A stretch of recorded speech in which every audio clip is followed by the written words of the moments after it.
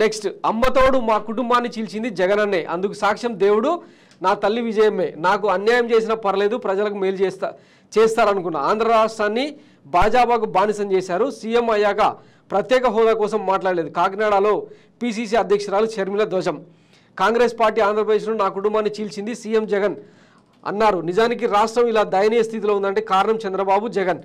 రాజశేఖర రెడ్డి కుటుంబం చీలింది అంటే అది చేజేతులారా చేసుకున్న జగన్దే.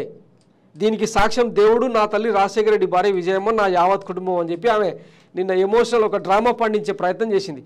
ఇదే వైఎస్ జగన్మోహన్ రెడ్డిని జైలుకు పంపించడానికి వైఎస్ రాజశేఖర రెడ్డి పేరు సిబిఐ ఛార్జ్ షీట్లో నమోదు చేసినప్పుడు ఆయనను దోషిగా నిలబెట్టే ప్రయత్నం చేసిన కాంగ్రెస్ పార్టీ మీద మీరు చేసిన పోరాటం ఆంధ్రప్రదేశ్ మర్చిపోతుందా షర్మిలమ్మ? దాని గురించి మాట్లాడరు.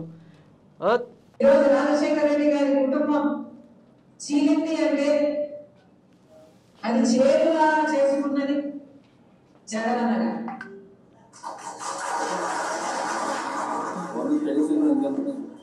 దీనికి సాక్ష్యం దీనికి సాక్ష్యం నా తల్లి విజయమ్మ రాజశేఖర రెడ్డి గారి భార్య. దీనికి సాక్ష్యం నా యావత్ కుటుంబం. జగన్మోహన్ రెడ్డి గారి పార్టీ ఇబ్బందుల్లో ఉంటే 18 మంది ఎమ్మెల్యేలు రాజీనామాలు చేసి జగనన్న వైపు నిలబడితే వాళ్ళను మంత్రులను చేస్తానన్నాడు జగన్. ఈరోజు వాళ్ళలో ఎంతమంది మంత్రులుగా ఉన్నారు? వాళ్ళు రాజీనామాలు చేస్తే అమ్మా నేను వాళ్ళ కోసం తిరిగాను, వాళ్ళ గెలుపుకు పాటుపడ్డారు. వాళ్ళను పదవి అన్నందుకు ఈమె సొంత అన్న మీదనే కక్ష కట్టిందని చెప్పి ఇప్పుడు లేటెస్ట్గా రాజకీయాల్లో నడుస్తున్న చర్చ అంతా బాగానే ఉంది. ఒకప్పుడు అంటే మహామేత అని సంబోధిస్తూ వైఎస్ రాజశేఖర రెడ్డి నీ తండ్రి రాజశేఖర రెడ్డి మీద ఇదే పచ్చ మీడియా ఇదే చంద్రబాబు నాయుడు గ్యాంగు పచ్చ గ్యాంగు ఎంత పెద్ద ఎత్తున బ్లేమ్ చేసే ప్రయత్నం చేసిందో మర్చిపోయావు షర్మిలమ్మ అని చెప్పి వైసీపీ నేతలు అడుగుతున్నారు. అన్న పతనం కోసం శత్రువులతో చేతులు కలిపినావు, అన్నగా జగనన్న అర్థం చేసుకోలేని దానివి ప్రజల గుండెల్లో గుడి కట్టుకున్న జననేతగా జగన్ని అర్థం చేసుకోవాలంటే నువ్వు ఇంకో జన్మ ఎత్తాలని చెప్పి కౌంటర్లు ఇస్తున్నారన్నమాట.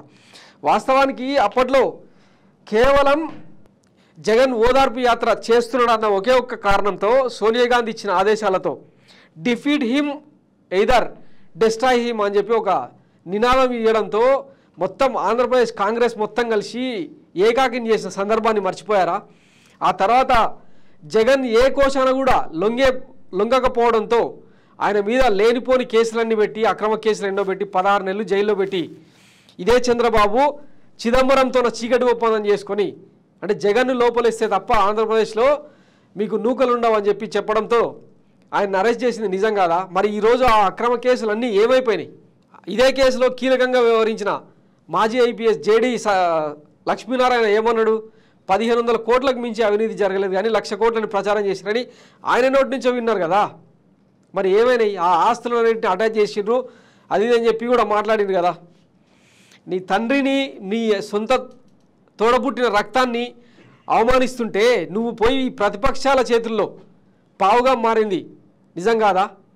నీ భర్త అనిల్ బ్రదర్ అనిల్ కుట్రలో భాగంగా నువ్వు పావుగా మారింది నిజం కాదా? ఏ పార్టీ అయితే మీ కుటుంబాన్ని అనగదొక్కేందుకు ప్రయత్నించిందో ఇప్పుడు ఆ పార్టీ కండువగా కొన్ని నీతులు చెప్తా ఉంటే నమ్మడానికి ఆంధ్రప్రదేశ్ ప్రజలు ఏమన్నా పిచ్చోల్లా? చూద్దాం రేపు అంటే మీ రాకతోన కాంగ్రెస్ది వాపో బలుపో అన్న చర్చ జరుగుతున్న నేపథ్యంలో రేపు వచ్చే కాంగ్రెస్ ఓటు బ్యాంక్ ఎంత అన్నది తేలుతుంది కదా. మహా అయితే ఒక 2 నెలలు టైం ఉంది, చూద్దాం. మరి దీని మీద ఇక సజ్జల రామకృష్ణారెడ్డి గారు కౌంటర్ ఇచ్చారు. అంటే ఏమంటారు, చంద్రబాబు నాయుడు ఇచ్చిన స్క్రిప్ట్ను చదవడానికే వైఎస్ షర్మిలమ్మ కాంగ్రెస్ కండువ కప్పుకున్నది అని చెప్పి ఆయన ఘాటుగానే విమర్శలు చేసిండు.